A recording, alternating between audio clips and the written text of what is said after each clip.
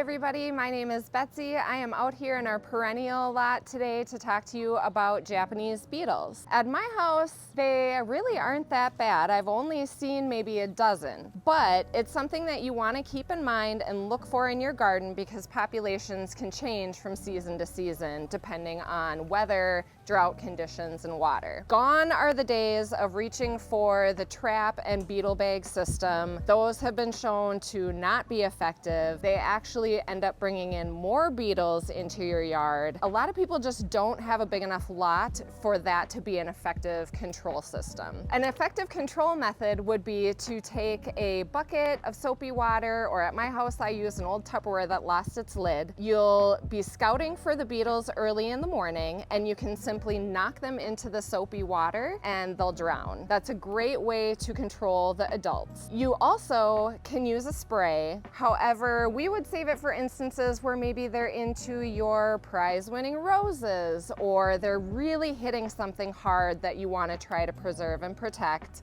We do have a couple options available here at Tonkadale. We have the Japanese Beetle Killer and 8. These are very effective on Japanese beetles. We would caution that you want to make sure you spray these early in the morning or at dusk to be as pollinator friendly as you can. Another natural predator that has been introduced in the last couple years is something called the winsome fly. That fly will actually lay its eggs on the Japanese beetle, if you would imagine like on the back of their neck or between their shoulder blades, and they're very conspicuous. They look like raised white dots on the back of the Japanese beetle.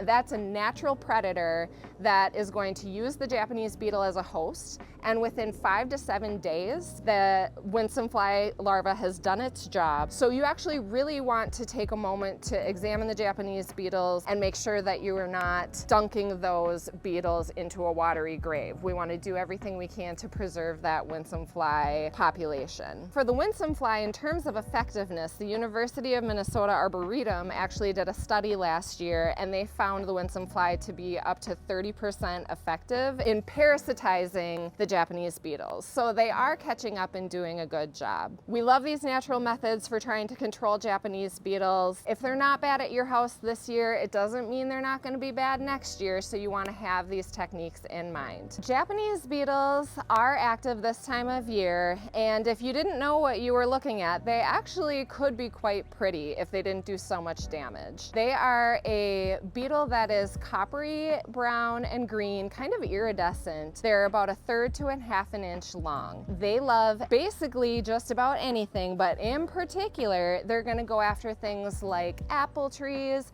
roses, raspberries, but they will prey on and eat roughly 300 different species of plants. A really big tell, if you don't see the beetle itself, is that they are going to do what's called skeletonizing the leaves. So they're going to eat between all the veins and ribs of the leaves and just leave kind of a papery leaf that's going to dry up and it could fall off the plant. As always, if you have any questions for us, email us or stop by and see us. Thanks for watching. We'll see you at Tonkadale.